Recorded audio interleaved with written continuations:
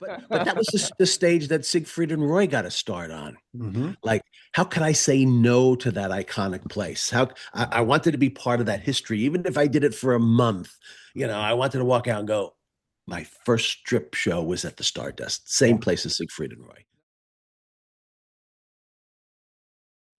Please like, share, and subscribe. It really helps the channel, and I appreciate it.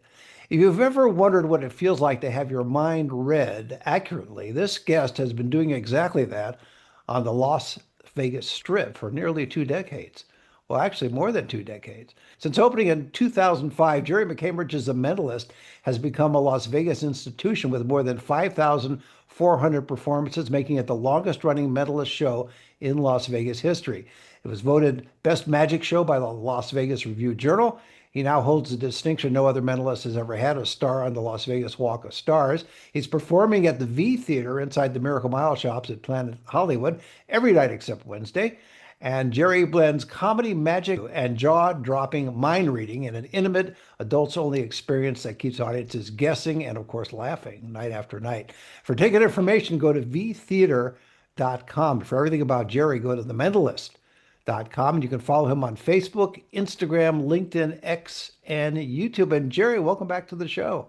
Thank you. It's been a long time, Ira. It has. It has. You've been such a part of Las Vegas over the years. Did you ever think when you started performing here that you would have that kind of record? No, I started here on a 3-week contract, and they just kept extending me because I sold out for like a year. But I remember when I performed my 100th show, we had a big sign made up, 100 shows, and I thought that was monumental. And now I look and I go, that's just a good month. I So have to say, never expected this long. when you think about it, there have been mentalists, obviously, that have been performing throughout the decades, starting way back before even television, radio, etc. But you've been able to fill a niche that is consistent in Las Vegas. So there's got to be a reason besides your personality and talent. There's got to be something that catches the imagination of the audience that keeps people coming back again and again. Have you figured out what that is, or you just instinctively do it? I haven't been doing this for 20 years because I haven't figured it out. I know exactly what it is. I know exactly what makes the show work, what makes everything work the way that it works. Can you share with us what that is, or at least part of it? Many years ago, I used to be uh, an engineer. Let's use that term. It was called a Okay. stationary engineer, and I worked in a hospital. And I used to go around and fix the air conditioning and refrigeration and the heating and blah blah blah blah blah. And I remember one time I went to the personnel department to fix a girl's air conditioner in her office. And she said to me, "Oh, me and my husband went on a vacation and we were thinking of you." And I said, "Oh, really?" And she said, "Yeah, there was a magician on the cruise." And I said, "What was his name?" And she goes, "I don't know. I forgot his name." I go, "What did he look like?" "I don't remember." "What did he do?" The same stuff all of you guys do, the same magic stuff. But he borrowed my wedding ring and linked it to somebody else's ring. So out of the whole experience, that's all that she remembered. And I diagnosed that. And I gave a lot of thought to it. And I said, why was that the only thing? Because it was personal to her. A magician pulls a dove out of the air. There's nothing personal. You're watching it. A magician says, "Here, pick a card, any card." There's nothing personal. It's your deck of cards. Could be a trick deck of cards. But that was her wedding ring. And it was personal to her.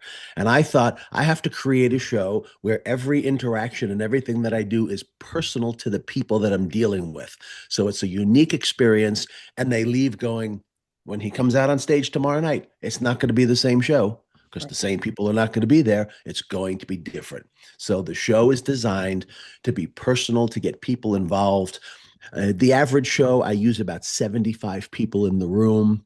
So if you come with a little group of people, there's a chance I'm using at least one person in your group where you can go, "I know this wasn't set up. He used my wife or he used my neighbor or whatever." So it's a show specifically designed to what do you like to talk about most, Ira?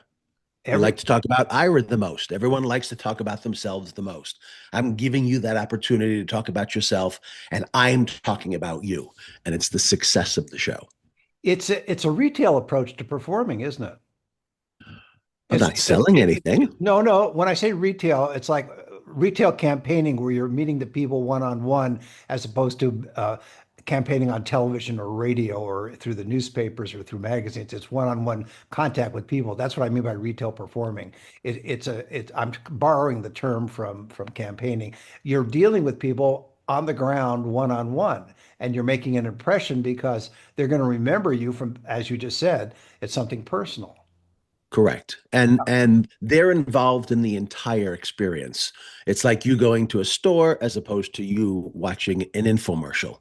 You watch Mentalists on TV and they say, okay, well, think of your great aunt's name. Right. Oh, is it Aunt Flo? Well, you don't know what happened before the camera started to roll or what the setup was or what they talked about. You come into my showroom and you're watching the entire experience. You know that nothing was set up in advance, and it's a different type of experience. So retail experience is a good analogy. I Yeah. like that. When you look at your performance and you've been, as you said, you thought about it, what that impression was of the lady with the ring. Do you find that over the years, because you've been doing this so long, that you continue to modify your performance? When I mean by modify, enhance, that might be a better term. Enhance what you do because you learn as you go and you see the impact you have on a particular member of an audience by doing something. And then so you, Every single night the show changes, and every single performance the show gets better because I studied comedy in the late 80s and I used to do comedy clubs. So I'm pretty good at improvisation, and stand up. So I may be working with you and say something like, oh, can I borrow that disappearing hat for my show? That hat is great. Your hat keeps disappearing, by the way. I know it. Uh, I can't, I don't know why, but I think it's because because you it's too do. dark. It's the green screen. It's too dark. You have to get a lighter hat. But the point is, I may say something to you that I've never said before, and the reaction is off the charts in terms of funny. Right. It'll be in the show every night following that show. The script is constantly changing, the jokes are constantly changing. I may do something by accident one night and go, oh, well, that was pretty amazing. Holy shit. And put it in the show every night. So my show is constantly evolving.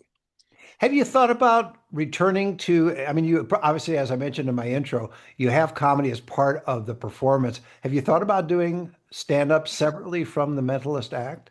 No, no, no, no, no, no. Why not? You I have that timing, you have that rhythm, you can tell in your because delivery. I found my niche. I'm sliding into retirement, Ira. Why should I start a new career? I do what I do pretty good. Yeah. Every once in a while, you get somebody like Schwarzenegger. He's a great action hero. And then he decides, oh, I'm going to do twins. I'm going to do comedy. Stick to what you do best. You get Jim Carrey. He's funny, Mr. Rubberface. And then he goes, I'm going to do cable guy. Stick to what you do best. I know what I do best. I know what my brand is. I'd hate to go out and give somebody a 60% performance because I'm trying stand up comedy. There's enough comedy in my show where you leave going, that guy's freaking funny. Holy shit. And he is amazing. I just don't need to be funny alone. Right. Now you're giving 100%, which is great. I want to go back to something we talked about in the beginning where you once you finished 100 performances, you really thought it was meaningful, and then until you realize this is years and years later, you're still performing. Was there a point along the way that you realized I'm staying in Vegas? I'm part of Vegas. I'm here. And I mean, you've outlasted so many performers over the decades. There wasn't a specific point, like because when I came out to town, I started at the Rampart, and I was just there. They had a comedy club, I think Friday, Saturday, and Sunday. It was by Sandy Hackett. So they brought me in to do Monday, Tuesday, Wednesday, Thursday, the shitty days. So they signed me to a 3-week deal for 4 shows a week. And then all of a sudden they were like, people are really, really liking this. Your show is packed every night. Do you want to stay on another month? I said, yeah. Do you want to do 7 days a week? Well, what happened to the comedy? Well, we're going to get rid of them. Like it was just a. And then after being there for a year, to be honest with you, I had heard, for those of you that were watching this, the Rampart is a casino off the strip up by you. And I had heard that the Rampart numbers had dropped when the Suncoast opened because all of you locals wanted to go to see what the newest casino was about. So when I was there, they were getting ready to open the Red Rock Casino. And I thought, my numbers are going to drop. I'm not going to do as good. And it won't look good on me on my resume because I've been sold out for the last year. And then I had the chance of going to the Stardust. So to me, I was making a move, not thinking of longevity, thinking of I have a family to support. So then I went to the Stardust.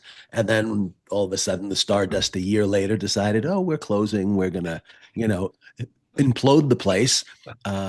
And then I went to Hooters Casino for 2 years. And then the guy who runs the V Theater came to see me at Hooters. And then I went. So I've just been making a living. It hasn't been a goal. I got to make 5,000 shows. It's been, Right. I got to put food on the table. Sure. Well, the advantage of moving to the Stardust, even though you didn't know at the time it was going to be imploded or closed, is that you were on the strip then. Correct. Yeah. Correct. I moved down to the strip. When they came to me, I knew it was going to be imploded. They said to me, we don't know when we're closing, but we are scheduled to close. You can work for 2 weeks and we can send out the notice. You can work for 2 years. It hasn't been set in stone yet, but we're not going to be here But forever, technically, since you're the mentalist, you would know when they were closing. which is why I stayed for a year. Exactly. Yes, I knew I had some, but that was the stage that Siegfried and Roy got a start on. Hmm. Like, how could I say no to that iconic place? I wanted to be part of that history, even if I did it for a month. I wanted to walk out and go, my first strip show was at the Stardust, Yeah. same place as Siegfried and Roy. No, that's So, great. What was yeah. the most surprising thing you found when you realized you were going to be here a while? I'm exaggerating because you've been here a long time now, but when you realize this is it, you're going to be making a career and raising a family in Las Vegas. And for those watching and listening from out of Las Vegas, Jerry's been part of Las Vegas scene for decades. So, but at some point you realize this is it. This is the spot. This is my base of operations. Did you, or did it Um, ever happen that way? it wasn't like there was no light bulb moment where I was like, holy crap, I'm going to be here. It Yeah. was just, I was still doing shows out of town. So when my corporate clients would call, I would still close my show for a day or two, fly out of town. I was learning in Vegas. Vegas is a big learning experience with entertainment. So the private shows were paying my bills. Vegas was me going to school. Right. I'm listening to your voice as you talk as well, and I'm thinking another career for you besides, as we talked about, you don't want to do stand-up comedy, you want to stay in your lane, but and be 100% at that. But you also have this, what I would call in the old days, you'd call a radio voice. You'd be really good for voiceovers and for. No, you actually mean to say I have a face for radio. I I get could it. have I, said that, but I get it. I thought I was complimenting you. Yeah, no, no, you really do. You have an interesting voice. It's obviously for East Coast, but it's just a very pleasing East Coast voice, which is unusual when you think about it. There's so many guys from Well, the East Coast I'll that. go back to Brooklyn and I'll be, yo, this is Johnny Goomba here on Marinara Radio. Did you So I don't find even know, do radio stations even exist anymore they with do? satellite Yeah, radio, with they internet do. radio? Yeah, they do. There's a lot. They have. There's a lot more, unfortunately, a lot of it's more syndicated and online than it is over the air, but they're still there. No, radio stations are still there. I just think you have this unique voice, but I'm sure that helps in your delivery during the act as well. Do you find that again, not a fish out of water. That's not what I meant to say. You're from the East Coast, so it's different here. A lot of people from the East Coast live and work in Las Vegas. Now, do you find the culture in Las Vegas to your liking? If that's the word, I don't know if culture is the word, but do you find the living liking in Las Vegas? When I first came out here, it was very small town feel. There wasn't a lot of cars on the road. All the neighbors knew each other. It was, you'd say hi in the grocery store or whatever. And over the last 21 years, it's funny because me and my son were just talking about this. It's become a city. Yep. The roads are bigger, the roads are more crowded. The California people come in on the weekends, they can't drive for shit. Uh, it's become a city now. It's become what we left. So I liked it more when I first started here. I love living here, but it was different 21 years ago. Sure, sure. But it's still better than most cities in the sense of, yes, there's more traffic, but and it's l less personal than it used to be, but Mhm. still better than living in a major metropolitan area that is even worse in terms of It the. is a small town. When I lived in Long Island, oh my God, on one weekend, I would do a show in the Hamptons, and then later on that day, I would do a show in Connecticut, and then the end of the night, I'd do a show in New Jersey. Like it was the tri-state area was my playground. Now here, it's just like I say to you, oh, where are you? Oh, I'm up in Summerlin. Now I'm down in near Henderson. Right. To me, that's now a long distance. Oh Oh, my God. absolutely. You're absolutely. For people that don't understand it, it used to be when I used to live in LA, you'd think nothing of traveling a half hour, 45 minutes to go from Mhm. LA to Orange County, something like that. Now it's like, do I want to go to Henderson? Oh, I got to prepare myself mentally for that. I've got Yes. that's a Yeah. I can invite you to lunch today. You could be here in 20, 25 minutes, and you're going to roll your eyes going, not today, Jer. I don't want to make that drive. no, you're So right. we still do have that small town mentality here. Right, exactly. Well, when you prepare, because you know your craft so well, are there still elements you have to work out prior to showtime? In other words, when you get to the theater and before the show starts, are there certain things that you have to do that require your concentration, or are you able to, because you've been doing it so long and you know it, just bound on stage in a way and just the You show? know, when I design a routine for the show, I take a lot of different things into consideration. The impact on the audience, the amount of time that the routine is going to take, blah blah blah blah blah. But one of the things I take into account is um, how could I say this and be polite? Uh, Stage hands. Mhm. Like when the show ends, I go out and I do a meet and greet and I meet everybody and I sign autographs and I love to take pictures. Well, stage hands come on and take all of my props off. So everything that I do has to be built knowing that when I set the show up, so I put everything out and I'm very meticulous and because I build everything in the show. So I have to take into account they're not going to care as much as I am. But I also have to take into account what's the reset on the prop or the routine itself. Mhm. So my show is designed like literally my show ends at 8:45. I'll go out and do 15 minutes of meet and greet. So I get back to my dressing room about 9:05. As I'm putting my tables in the dressing room, I'm resetting them. So my show gets reset the night before. So when I go in tonight, everything is sitting there reset and ready to go. So in terms of prop wise, no, there's no Right. uh it doesn't take anything from me. Show wise, it does. If I'm doing a new routine or if I'm doing a new twist on something, I do a lot of mental rehearsal. A magician, oh, I got this new card trick. And they sit in front of the mirror for hours. Oh, I couldn't see it. Oh, I can't do that. My show is all about people, like we Right. discussed.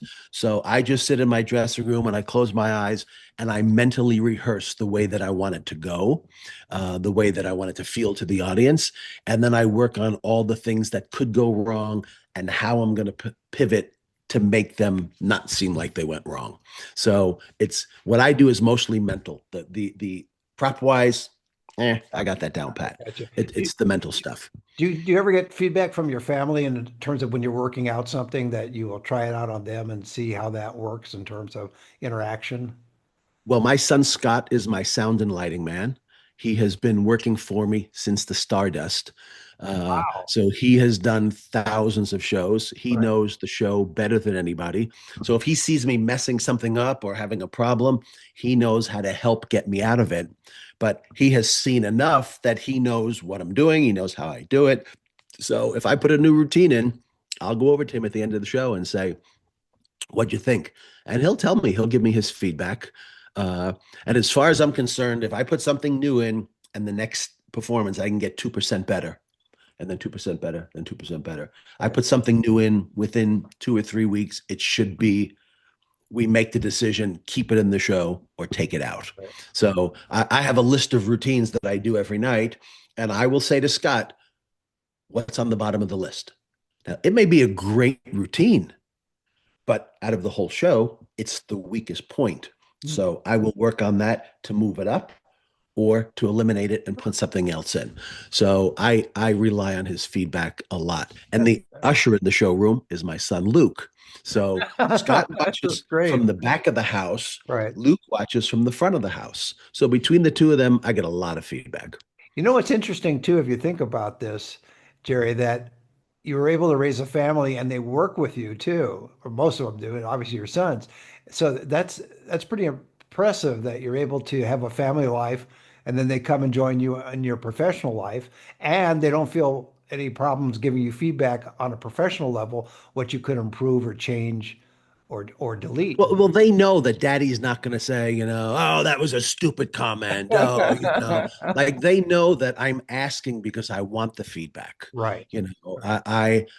There's a magician in this town, very, very big magician. I won't say his name, but let's say one of the tops in magic of all time.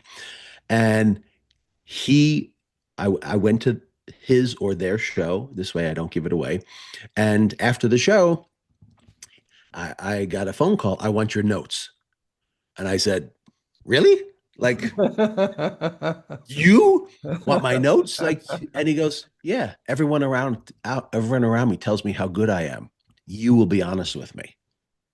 And I was like, okay. So my kids know that I want them to be honest, uh, because it makes the show better, keeps us all employed. Oh yeah, no, absolutely. But it's all in the family in a sense too, because they're all employed and they're all family too. So it's nice. Hmm. It's a nice Yeah, time. it's bring your kid to work day Every every day, every day, yes. every Bring your day. kids to work every night. It's every night. Yes, yes. Except And Thursday. it's funny because I don't know if you know the town here. You know where Wayne Newton used to live? Yes. Casa de Shenandoah? How would I not know the town? I've been here since 1978. Because you're 20 minutes away and Yeah, I'm but over I here, was and that's a long way. I wasn't always that way. So I bought the back part of the ranch. I live Oh, okay. on because Wayne doesn't live here anymore. Right. Uh, so I have a few guest houses on the property. I have a lot of rooms. So my two sons that I just talked about actually live with me. One of my sons, Scott, lives in one of the guest houses. My mother, my 80-year-old mother, lives in another guest house. My son Luke lives in the main house. So it's funny because we don't see each other all day long. The only time I see them is when we go to work and we live together. Like you see us all getting in our cars at the same time, backing out of the gates and leaving, and then we meet in the showroom and go, "Hey, how's it going? How was your day today?" It's hysterically funny. It's great. I think you should just have a bus on the property take you all at one time. Well, the problem is we all leave at different times. Oh, okay. Okay. Because after my show is a comedy club, so Scotty does both the shows. Okay. So Gotcha. when I leave, he has to stay and do the next Got it. show. Luke is an usher, but then after they seat my show, they go to another theater and seat that show, and then another theater and seat that show. And so he's bouncing around. So we all leave to come home at different times. Casa McCambridge. I like that as opposed Yes, I like it too. to That's great. Well, what we actually call it, we don't call it Casa McCambridge. And for those of you that are listening, Wayne used to call it Casa de Shenandoah. Correct. So that was a cute joke. But what we call it here is Wayne Manor. Oh, okay. Very good. My Okay. favorite superhero is Batman. And if you come to my house, I have like a whole Batman museum and I have suits that they used in the movies and props from the movies. And I have a custom Batman suit that I put on and I go to children's hospitals and cancer care units. So Batman lived in Wayne Manor. Yes. Wayne Newton used to own the property. So we call this Wayne Manor here. I love it. Yeah, no, that's great. When you were performing on stage, do you get a sense because you've performed elsewhere as we talked about outside of Las Vegas too, when you're doing mentalism, when you're performing mentalism, is it different? This is going to sound like an odd question, but is it different performing it in Las Vegas than if you're performing it outside of Las Vegas? Is there any?